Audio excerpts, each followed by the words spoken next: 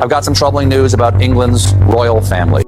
The royal air at Windsor was meant to be filled with the warmth of a three-generation gathering, a sanctuary from the relentless scrutiny of the public eye.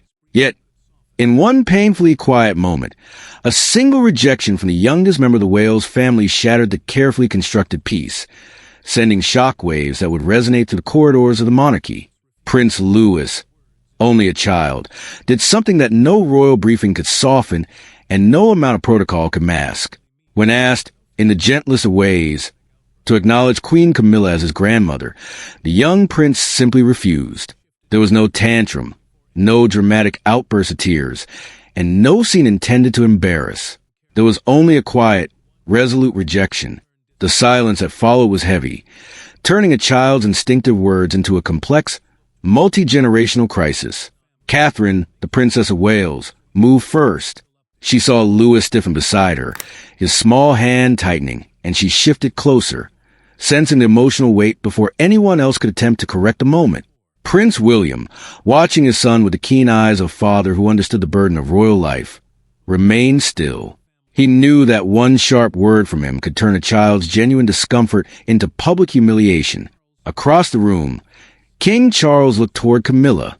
He did not move, but the expression on his face told the story. The Queen Consort had heard the refusal clearly. Windsor, the historic residence that was supposed to offer a rare chance for the family to exist as human beings rather than public icons, suddenly felt like a battlefield of emotions. Louis had been prompted with a smile, but his answer was firm. He did not want to call Camilla his grandmother. In that instant, George glanced down at his shoes, while Charlotte looked toward her younger brother with protective, knowing gaze. William noticed this immediately. He realized that this was not a sudden, fleeting thought Louis had invented on the spot. The children had discussed it. They had whispered about it in the quiet corridors of their own home. Catherine sensed it too. Even though Diana was absent in body, she was never truly absent from the family's inner life. The children had been allowed to know her, to hear the stories, and to cherish the image of a grandmother they never met. Camilla held her composure, but Charles saw the change in her eyes. He understood that the wound was not simply about a word or a title or a naming convention. She had stood beside him through years of intense public judgment, trying to earn her place within a monarchy still deeply shaped by the enduring memory of Diana. Now, a child's blunt honesty had reduced that long, difficult history to a single, painful boundary. An aide pulled the outer door closed, ensuring the moment stayed behind palace walls. No announcement followed, and none was needed. Everyone in that room understood that the gathering had changed. The silence that enveloped the family suddenly felt absolute. William felt the weight settle on his shoulders. He could insist on manners, of course. He could demand that his son use the titles required by court protocol. But affection was an entirely different matter. Louis was far too young to hide behind the cold, rigid language of royalty. Catherine kept one hand near her son, offering a silent anchor, while Charlotte remained watchful. Charles wanted the moment contained. Camilla wanted the dignity she had spent decades fighting to achieve. But William realized that this could not be solved by simply telling his son which words to use. What appeared to be the blunt, unvarnished honesty of a child was about to expose the deep, unresolved feelings of the adults surrounding him. And nobody carried more emotional weight into that room than William. The refusal hurt because, within this family, the word grandmother was never just a word. For Charles, it represented the ultimate validation, the possibility of finally merging two complicated, painful chapters of his life into one cohesive family. For Camilla, it offered a place inside the younger generation, a role untouched by the scandals and the shadows of the past. But for William, the question reached somewhere far more personal. His children already had a grandmother. They had never met her, yet her absence had never stopped shaping their lives. William had never wanted Diana to be reduced to a fading, black-and-white photograph or a name spoken only on solemn anniversaries. He wanted George, Charlotte, and Louis to know that she was his mother, that she had shaped him, and that her place in their family did not disappear just because they were born years after her tragic passing. Catherine understood that instinct. She had supported those quiet conversations, allowing the children to ask questions without turning their grief into a public ceremony. Camilla, however, occupied a completely different place in that emotional architecture. She was the king's wife, a figure of strength who stood beside him in the modern royal family. But that formal institutional position could not automatically command the hearts of William's children. To them, family was defined by something much simpler than royal history or duty. One person was daddy's mommy, and another person was granddad's wife. The adults were obsessed with the history, but the child was concerned only with the reality of his own relationships. William felt trapped by that fundamental divide. He respected his father deeply, and he had no desire to encourage or validate any cruelty toward Camilla. But he also knew that forcing Louis to use an affectionate title could turn genuine respect into deep-seated resentment. Catherine watched him wrestling with that reality after the gathering. She knew his silence was not indecision. It was a quiet, gnawing fear that one wrong response could make his son believe that royal harmony mattered more than personal honesty. Camilla carried the wound elsewhere. In a private conversation with Charles later that night, she admitted that Louis's rejection made years of careful family building feel suddenly, devastatingly fragile.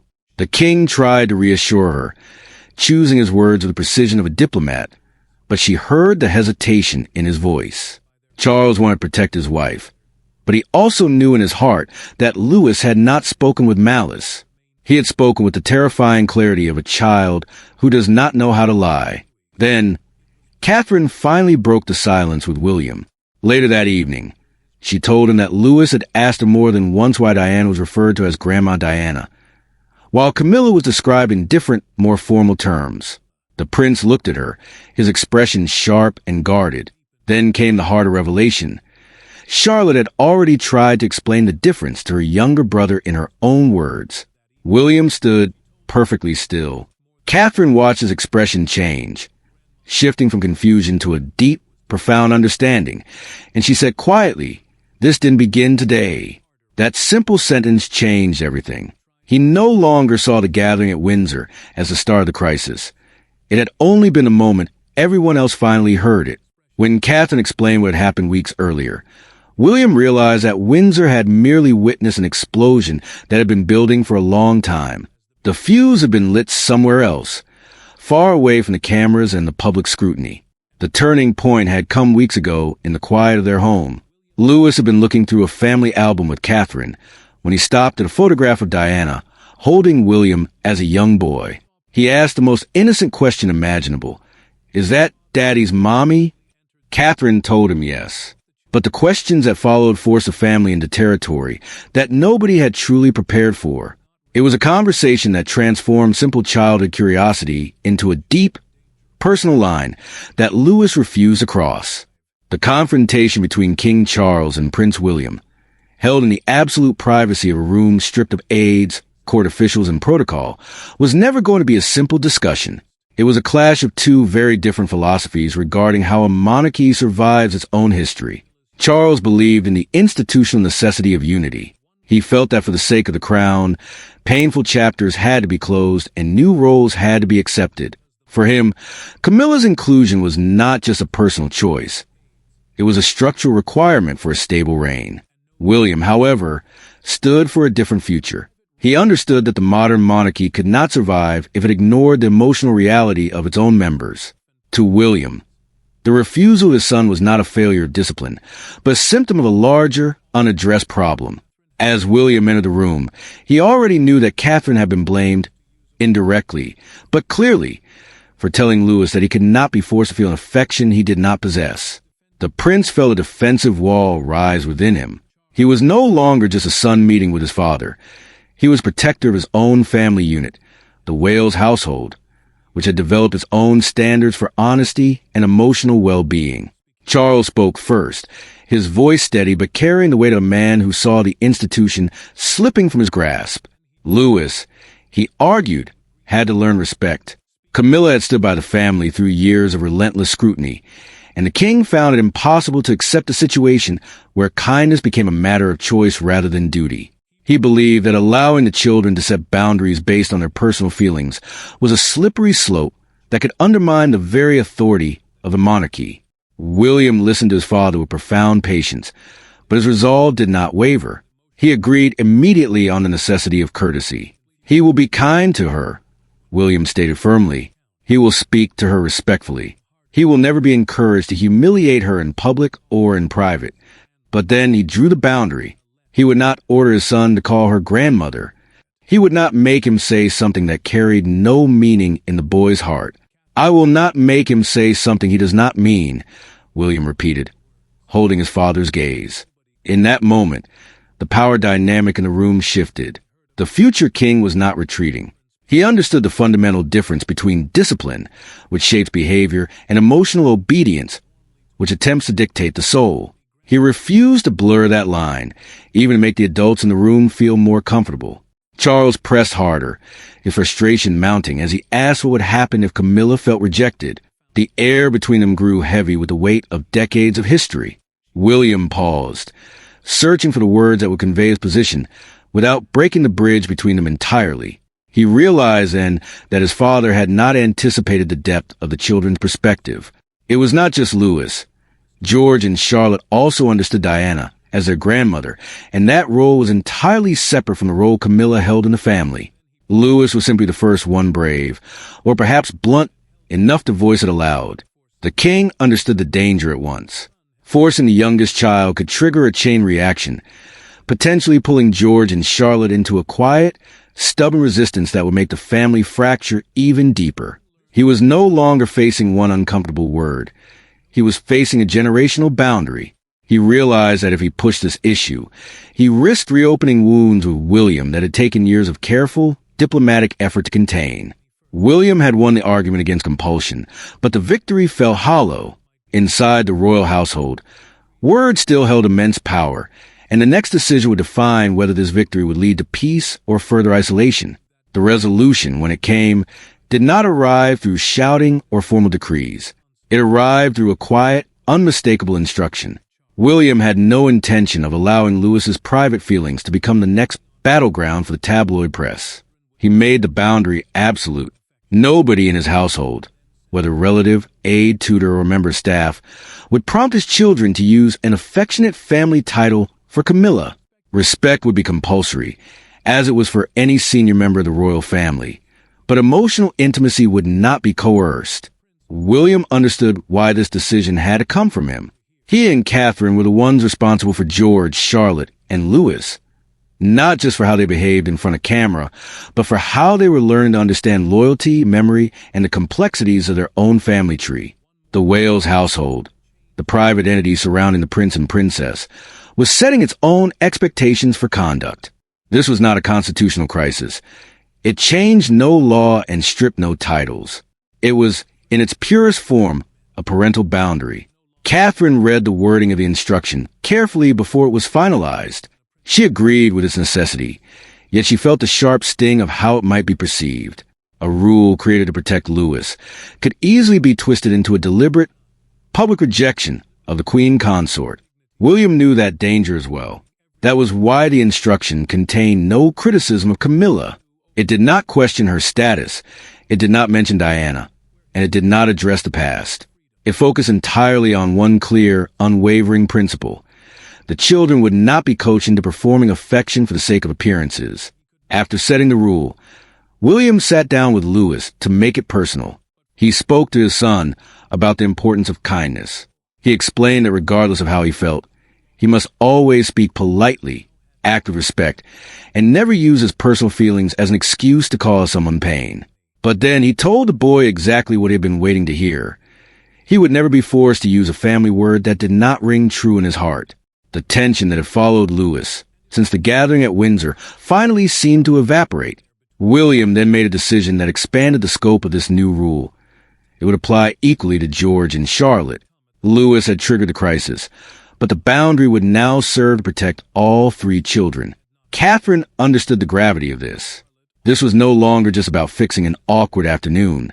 Their household had chosen a governing principle. When King Charles received the written instruction, he read it in solitude. He searched the text for an attack he could challenge or a breach of protocol he could punish. But there was none. William had meticulously left Camilla's dignity intact while removing every mechanism that allowed the palace machinery to pressure the children. The king realized that attempting to overturn this would make him look like he was forcing intimacy, precisely where his son had asked only for freedom. With a heavy heart, he folded the paper and carried it into the room where Camilla was waiting. He knew he could explain the logic of the wording, but he could not strip away the pain of its meaning. The rule protected Louis from pressure, but for Camilla, it confirmed a reality she had long feared. The distance she felt was no longer an accident. It was now a permanent feature of their landscape. She had survived hostile headlines, public scrutiny, and decades of being compared to a woman whose memory remained cherished by the nation. Yet, this rejection from a child felt different. It came without politics or malice. A child had simply drawn a map of where she stood in his heart, and that map had no place for grandmother. When Charles explained William's new instruction, Camilla did not argue. She did not raise her voice, and she did not ask for a confrontation. She asked only one devastatingly simple question. Is he frightened of me? When Charles told her no, the truth felt even harder to bear. It meant the rejection was not rooted in fear, but in a quiet, firm indifference. Charles tried to make the distinction clear. The instruction did not ban Camilla from family gatherings, private meals, or time with the children. It only removed the pressure surrounding intimate family titles. The Queen Consort, the title that signified the king's public partner, still stood beside him, but Camilla now understood that ceremony could place her physically next to Charles without placing her inside Louis's emotional world. She listened, her composure as thin as glass, and finally admitted what hurt the most. She could accept that Louis loved Diana's memory. She could accept the photographs, the stories, and the special place William had preserved for his mother. What she struggled to navigate was a constant, gnawing fear that every gesture of affection from her would be interpreted as an attempt to replace someone who could never be replaced. The resolution that eventually settled over the House of Windsor did not arrive with a grand public announcement, nor did it come to the quiet surrender of deeply held personal convictions. It arrived through profound, exhausting realization that peace within a family could never be manufactured by decree. Camilla made a final, definitive choice through a private message sent directly to Catherine, asking for a conversation completely away from the watchful eyes of Charles and William. She did not ask for the household instruction to be reversed. She simply wanted to understand what Louis genuinely believed she was trying to take from him. Catherine accepted immediately. For the first time since the tense afternoon at Windsor, nobody was preparing an argument, no one was guarding a political position, and no child was being forced to explain his emotional world.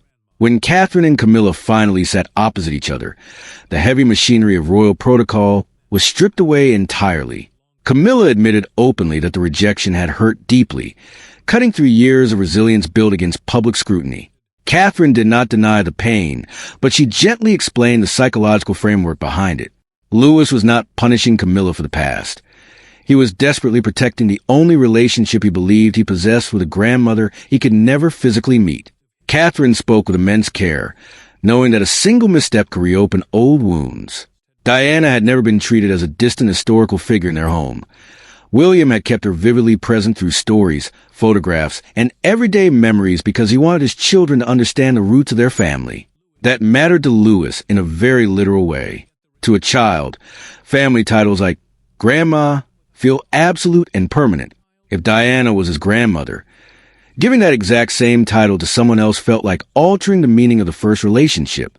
Camilla listened far longer than Catherine had anticipated. Then, she admitted the vulnerability she had hidden from everyone else, including Charles. She had wanted the title of grandmother not for the sake of royal status or public approval, but because it represented a smaller, deeply personal acceptance. She had hoped the youngest generation might know her without carrying the heavy burden of history that surrounded the adult members of the firm. Louis's refusal had made her fear that the past had reached her anyway. Catherine did not soften her final point. While Camilla's desire was entirely understandable, asking for the emotional symbol had inadvertently created the very pressure she never intended to cause. Louis had not heard an affectionate invitation. He had heard an impossible choice between loyalty and love. The Queen Consort absorbed that truth in absolute silence. For the first time, she began to see the refusal not as a personal rejection, but as a child's courageous attempt to protect something fragile. Camilla made her final decision right then and there. She would never ask Louis for the title again. She would allow the relationship to exist naturally through ordinary moments, quiet conversations, kindness, and time, letting go of the demand for a name as proof of affection. Catherine then offered her the one reassurance she needed most. Louis did care about her. He had rejected the word, not the person. Before leaving, Catherine reached across the table and said quietly, "You don't have to become Diana to matter to him." Camilla's stoic composure softened at last. The solution was no longer about persuading Louis to surrender a word, but about showing him that nobody was ever asking him to surrender Diana. When the family tension inevitably leaked beyond palace walls, Britain reacted the way it always does when private royal emotion collides with public symbolism. It polarized. Some saw Louis's innocent loyalty to Diana as a triumph of honest childhood emotion, while others argued fiercely that Camilla was being unfairly penalized for history she had lived through long before the boy was born. But a brief, unscripted moment outside Windsor Castle completely shifted the narrative tone.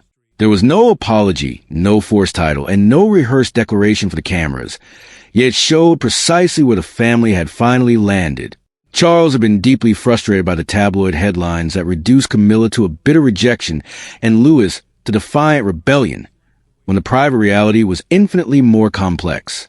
William remained equally protective, refusing to let his son's emotional boundaries be weaponized into a constitutional statement. But the turning point arrived without warning during a later private family lunch. Louis walked naturally toward Camilla, choosing a seat beside her without any prompting or guidance from his parents. He began talking to her freely, jumping from one thought to another with an easy, unforced rhythm that had been entirely missing before.